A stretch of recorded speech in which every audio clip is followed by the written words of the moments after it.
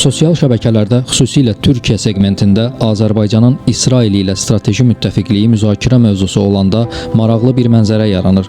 Özünü müsəlman qardaş adlandıran kütlə birbaşa və ya dolayısıyla bizi sionistlərin əlində alət olmaqda günahlandırır.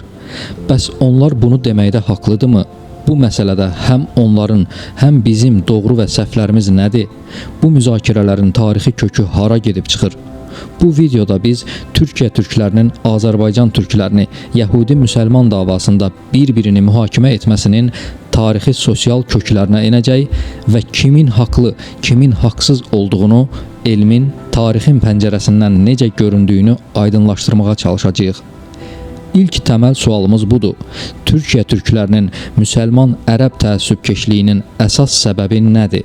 Tarix bəzən böyük imperiyaların öz uğurları altında necə boğulduğuna şahidlik edir. Osmanlı imperiyası zirvədə olduğu dövrlərdə güclü idi, lakin zamanın ruhunu tuta bilməməsi onu tədricən şərq despotizmi və dini fanatizm bataqlığına sürüklədi.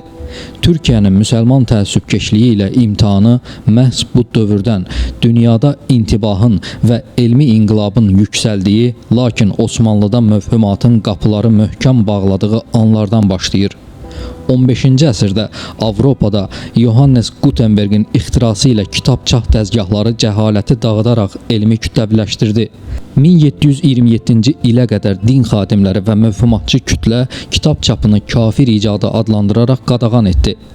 1727-ci ildə, yəni çap texnologiyasının yaranmasından təxminən 280 il sonra İbrahim Mütəferrika ilk dəfə Osmanlıda mətbəə açmağa nail oldu. Ona qarşı çıxan müsəlmanların məntiqinə görə müqəddəs yazılar və bilik yalnız əllə, təbərrüklə yazılmalı idi. Bu sadəcə bir kitab məsələsi deyildi. Bu, Türkün dünyanı dərk etmə prosesinin bir əsr geri salınması idi. Avropa okeanları aşır, teleskopla ulduzları kəşf edir, sənaye inqilabının təməlini qoyurdu. Türklərdə isə nəyə ehtiyacımız var ki, hər şey şəriətdə yazılıb deyən bir düşüncə tərzi hökm sürürdü. Nəticə etibarilə elmdən və tərəqqidən qopan toplum şəriətin sərt və dəyişməz qanunları altında öz gücünü itirdi. İmperiya zamanın maşınından kənarda qalan paslanmış bir dişli çarx halına gəldi. 1920-ci illərin əvvəllərində Osmanlı nəinki məğlub ölkəyə çevrilmək, həm də mənəvi ideoloji olaraq tükənməyə doğru gedirdi. Mustafa Kemal Atatürk sadəcə bir hərbi komandan yox, xalqın şuuruna edilmiş cərrahi müdaxilənin memarı idi. O anladı ki, əgər türk xalqını ümumi müsəlman kimliyindən qurtarıb, yenidən türk adı altında dünya səhnəsinə çıxarmasa, bu millət tarix səhifəsindən silinib gedəcək. Atatürk'ün tətbiq etdiyi inqilablar bəzilərinin iddia etdiyi kimi sadəcə geyim və ya əlifba dəyişikliyi deyildi. Bu, zehniyyətin transformasiyası idi. Ərəb hərflərinin türk dilinin strukturuna uyğunsuzluğu savadsızlığın əsas səbəbi idi. Yeni latın əlifbası xalqın elmi savadlanmasının qapısını açdı. Şəriət qanunlarını ləğv edərək İsveçrə mülki məcəlləsini və Avropa hüququnu qəbul etmək qadını cəmiyyətin mərkəzinə qaytardı və hüquq bərabərliyini təmin etdi. İnsanların geyimi ilə onların dünya görüşü arasında birbaşa əlaqə vardı. Fəs və çarşab orta əsr təfəkkürünün simvolu idi. Kostyum və şapka isə müasir, rasional bir cəmiyyətin vizit kartı. Atatürk'ün ilkin dövrlərdəki sərt, bəzən diktatura adlandırıla biləcək idarəçiliyi, dağılmaqda olan bir binanı xilas etmək üçün tətbiq edilən təməl möhkəmləndirmə işi idi. O, xalqın istədiyini deyil, xalqın ehtiyac duyduğunu etdi. Bir millətin cəhalətlə mübarizəsində demokratiya bəzən lüksdur. Atatürk isə məhz bu lüksu qurban verərək gələcək nəsillərin azad düşünə biləcəyi bir platforma qurdu. O, yurtda sülh, cahanda sülh deyərkən sadəcə sərhəd sakitliyini deyil, Türkün dünyaya inteqrasiyasını nəzərdə tuturdu. Türkiyə müsəlman-ərəb bataqlığında boğulmaq əvəzinə dünyaya biz türküyük, biz müasir, biz elmlə və mədəniyyətə inanan bir xalqıq deyən bir dövlət kimi qayıtdı. Amma Türkiyədə İslam mövhumatı hələ tam sönməmişdi. Atatürk bunun üçün əlindən gələni etsə də 600 ildən çox xalqın genetik kodlarına, qanına hopmuş mövhumatı təmizləmək bu qədər qısa müddətdə mümkün deyildi. Türkiyə 1993-cü ilə gəlib çatmış, dünya dəyişmişdi. Amma mövhumat öz uduzmuşluğunu qəbul etməyərək illərlə gizlətdiyi kinini qusacaqdı. Həmin ildə Türkiyə və müsəlmanların tarixinə əbədi ləkə kimi düşən biabırçı hadisə baş verdi. Madımak Oteli Sivas qətliamı hadisəsi. 1993-cü ilin 2 iyulu Sivas. Hava sanki bugün yaşanacaq faciənin ağırlığı ilə ağırlaşmışdı. Pir Sultan Abdal şənlikləri sadəcə bir mədəni tədbir deyildi. Bu, yüzlərlə il ərzində Anadolu torpaqlarına hopmuş humanist, dünyəvi və tənqidi düşüncənin bir illik bayramı idi. Otelin içərisində toplaşanlar şairlər, yazıçılar, musiqiçilər, tədqiqatçılar bir cəmiyyətin mənəvi sütunları idilər. Onların hər biri öz sahələrində elmin, sənətin və fəlsəfənin bayraqdarı olaraq cəmiyyəti irəliyə, aydınlığa aparmağa çalışırdılar. Otelin çölündə isə tamamilə fərqli bir reallıq bərqərar olmuşdu. Cümə namazından çıxan minlərlə insan sanki əvvəlcədən təyin olunmuş bir hədəfə doğru hərəkət edirdi. Bu kütlə dini inanclarını sevgi və mərhəmət üzərində deyil, təəssübkeşlik və rədd etmə üzərində qurmuşdu. Onlar üçün otelin içərisindəki insanlar sadəcə fərqli düşünənlər deyil, onların dünya görüşünü, doqma sistemlərini sarsıdan təhlükəli ünsürlər idi. Fəlsəfi mənada bu, orta əsrlərin inkvizisiya məhkəmələrinin müasir dövrdəki kollektiv reinkarnasiyası idi. Kütlə otelin qarşısına çatdıqda şüarların tonu getdikcə aqressivləşdi. Allahu Əkbər nidaları Allahın adının müqəddəsliyindən daha çox bir qorxu və məhv etmə alətinə çevrilmişdi.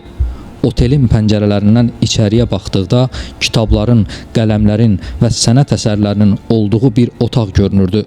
Çöldəkilər isə bu otağı kafir yuvası adlandıraraq yandıracaqlarını bəyan edirdilər. Bəs müsəlmanlar niyə aydın insanları, maarifçiləri hədəf seçmişdi? Bu sualın cavabı İslamın mahiyyətində deyil, siyasi İslamın tənqidi təfəkkürə olan patoloji qorxusunda gizlidir. Aydınlar və sənətçilər ora Pir Sultan Abdalın xatirəsini yad etməyə, insan sevgisini, tolerantlığı və dünyəvi dəyərləri müdafiə etməyə gəlmişdilər. Aydınlar cəmiyyəti sorğulamağa, ehkamları müzakirə etməyə dəvət edirdilər. Radikal kütlə üçün isə sorğulamaq imanın zəifliyi və ya kafirlik deməkdir. Şənlikdə iştirak edən insanlar musiqi, şeir və fəlsəfə ilə məşğul idilər. Radikal dindarlar musiqini, əyləncəni və dünyəvi sənəti şeytani əməllər hesab edirdilər. Hücumun əsas səbəblərindən biri yazıcı Əziz Nesinin Şeytan Ayələri kitabını türkçəyə tərcümə etmək istəməsi və İslamın doqmalarına qarşı sərt tənqidləri idi. Kütlə onu öldürmək üçün qanının halal olduğunu deyərək yola çıxmışdı. Oteldəki insanlar Türkiyənin intellektual elitası idi. Şairlər, musiqiçilər, yazıçılar, aktyorlar və gənc tədqiqatçılar. Onlar sadəcə sənətləri ilə deyil, həm də duruşları ilə müasir, dünyəvi Türkiyənin simvolu idilər. Hadisə zamanı rəsmi məlumatlara görə 33 aydın və 2 otel işçisi olmaqla təxminən 35 nəfər yanaraq və ya boğularaq həlak oldu. Bundan əlavə, otelin qarşısındakı toqquşmalarda 2 hücumçu da öldü. Otelin ətrafı günorta saatlarında yaşasın şəriət, Sivas Əziz Nesinə məzar olacaq kimi şüarlarla dolmuşdu. Polisin və əskərin gözü qarşısında otelə daşlar atılır, şüşələr sındırılır və nəhayət aşağı mərtəbədəki kitablar və taxta əşyalar yandırılırdı. Fəlsəfi mənada bu hadisə cəhalətin institusional hakimiyyəti idi. Dövlət strukturlarının bir hissəsi o dövrkü bəzi yerli rəhbərlər ya bu kütləyə göz yumur, ya da onlara dolayısıyla dəstək verirdi. Bu sadəcə cinayət deyil, bir xalqın öz aydınlarını qurbanlıq kimi qaranlığa təslim etməsi idi. Bu hadisə Atatürkün elm və dünyəvilik prinsiplərinin niyə bu qədər həyati olduğunu göstərən acı bir nümunədir. Əgər bir cəmiyyətdə təhsil sistemi və ictimai şuur elmi tənqidi düşüncəni deyil, orta əsr ehkamlarını əsas götürürsə, o cəmiyyət istənilən an Madımak kimi bir faciəni yaşaya bilər. Sivas hadisəsi elmin və tənqidə açıq olanın qapalı və dogmatik olan tərəfindən boğulmasıdır. Madımak hadisəsi İslamın radikal və aşkar şəkildə elmə olan düşmənliyini ifşa etmişdi. Lakin çox keçmədən qaranlıq taktika dəyişdi. Əgər 1993-cü ildəki kütlə Allahu Əkbər nidaları ilə elmə hücum edirdisə, 2000-ci illərin əvvəllərində bu qaranlıq daha sofistik, daha sakit və daha təhlükəli bir şəkildə məktəb partalarının arxasında elit ofislərə, diplomatik kabinetlərə sızdı. Bu, Fethullah Gülen və onun qruplaşmasının qurduğu müasir görünümlü orta əsr layihəsi idi. Gülen qruplaşması çox ağıllı bir manipulyasiya üsulu tətbiq etdi. Onlar şəriəti çölə çıxarıb şüarlar qışqırtmaq əvəzinə onu təhsil, savad, elm və xoşgörü pərdəsi altında gizlətdilər. Xaricdən baxanda hər şey mükəmməl görünürdü. Müasir məktəblər, kompüter laboratoriyaları, ingilis dili olimpiyadaları, kostyumlu, nəzakətli, əfəndicə gəzən gənclər. Lakin mahiyyət etibarilə bu Troya atı taktikasından başqa bir şey değildi. Möhhumat ölməmişdi, sadəcə kostyum geyinmişdi. O qaranlıq bir hücrədən çıxıb işıqlı sinif otaqlarına daxil olmuşdu. Amma içərdəki qida eyni idi. 14 əsr əvvəlin ehkamları, insanın düşüncəsini donduran ehkamlar və hər şeyi axirət vəsfinə bağlayan bir dünya görüşü. Fethullah Gülen'in çıxışlarını izləyən minlərlə müasir dövr insanını düşünün. Onların arasında mühəndislər, həkimlər, iş adamları vardı. Gülen onlara yeni bir elmi kəşfdən və ya texnoloji inkişafdan bəhs etmirdi. O qarşısındakı minlərlə müasir insana 1400 il əvvəlin mistik hekayələrini danışır, özünü elə bir hala salırdı ki, kütlə ilə bərabər hönkür-hönkür ağlayırdı. Merak etmeyin, ben sizin huzurunuzda ölecek kadar talihli birisi değilim. Bu fəlsəfi baxımdan çox maraqlı bir paradoksdur. İnsan beyni 21-ci əsrin texnologiyası ilə işləyir, amma ruhu 7-ci əsrin səhralarında yaşayırdı. Əgər orta əsrlərdə kilsə insanları qorxu ilə idarə edirdisə, Gülen qruplaşması bunu duyğusal asıllıq və müqəddəsləşdirmə ilə edirdi. Onlar üçün elmi savad sadəcə qrupun nüfuzunu artırmaq üçün bir alət idi. Riyaziyyat, fizika və kimya olimpiyadaları qalibləri onların gözündə Gülenin qələbəsinin şahidləri idi. Bu qalstuklu möhhumatın ən acı nəticəsi Türkiyənin dövlət mexanizminin özəyinə sızması oldu. Dövlətin məhkəmələri, polis şöbələri, ordusu və kəşfiyyatı məntiqi düşüncə ilə deyil, bir şeyxin verdiyi təlimatlarla idarə olunmağa başlamışdı. 15 iyul 2016-cı il çevriliş cəhdi məhz bu elm və təhsil pərdəsi altında yetişdirilən bir kütlənin əslində nə qədər irrasional və radikal ola biləcəyinin son və ən acı nümunəsi idi. Onlar özlərini yeni nəsil türk xilaskarları kimi təqdim edirdilər. Lakin sonda Türkiyənin demokratik respublika prinsiplərinə ən böyük zərbəni vurdular. Bu təcrübə bizə bir şeyi kəskin şəkildə göstərdi. Bir insanın əlində diplomunun olması onun hələ də orta əsr zehniyyəti ilə yaşamadığı anlamına gəlmir. İndi isə gəlirik bugünkü Türkiyə və Türkiyə xalqının Azərbaycanlıları sosial şəbəkədə müsəlmanlara tərəf olmadığı üçün qınaması məsələsinə. 2000 il əvvəl öz siyasi fikirləri səbəbilə öldürülən filosof Sokrat bu məsələdə bizə kömək edəcək. Sokratın demokratiya ilə bağlı narahatlığı əsrlər sonra bugün Türkiyədə və bütövlükdə Türk coğrafiyasında yaşanan siyasi çıxmazın ən dəqiq fəlsəfi açarıdır. Sokrat deyirdi, əgər dənizdə fırtına qoparsa, gəminin sükanını kimə verərdiniz? Sərnişinlər arasında səs vermə ilə seçilən təsadüfi birinə, yoxsa dənizçilik elmini, ulduzları, küləklərin dilini bilən kapitana mı? Sokratın bu argumenti Türkiyədə dünyəvi, tənqidi düşüncəli kütlə ilə kitabın üzünü belə açmamış, lakin inanc adı altında manipulyasiya olunan kütlə arasındakı uçurumu mükəmməl izah edir. Demokratiya yalnız rəqəmsal səs çoxluğu deyil, həm də o səslərin hansı intellektual bazadan gəldiyinin göstəricisidir. Türkiyədəki seçki reallığı Sokratın qorxduğu mənzərənin canlı təcəssümüdür. Bir tərəfdə Atatürk'ün göstərdiyi elmi, dünyəvi və tənqidi təfəkkürə sahib olan, müasir dünya ilə ayaqlaşmağı hədəfləyən, ölkəni qlobal iqtisadi və siyasi sistemlə inteqrasiya etmək istəyən bir kütlə var. Digər tərəfdə isə öz inancını belə dərindən bilməyən, lakin siyasi populizmin və din şüarlarının sehrinə düşmüş, 14 əsr əvvəlin mentaliteti ilə yaşayan, elmdən qopmuş böyük bir kütlə. Problem də elə burada başlayır. Sokratın vurğuladığı kimi, təhsil almamış, tənqidi təfəkkürdən məhrum bir kütlənin verdiyi qərar gəminin, yəni dövlətin fırtınada batmasına səbəb olur. Müsəlman ərəb mentalitetinin türk ruhuna zərbəsi, bu mentalitet türkün 1000 illik təşkilatçı və strateq ruhunu itaətkar və taleyinə boyun əyən bir qul psixologiyası ilə əvəz etdi.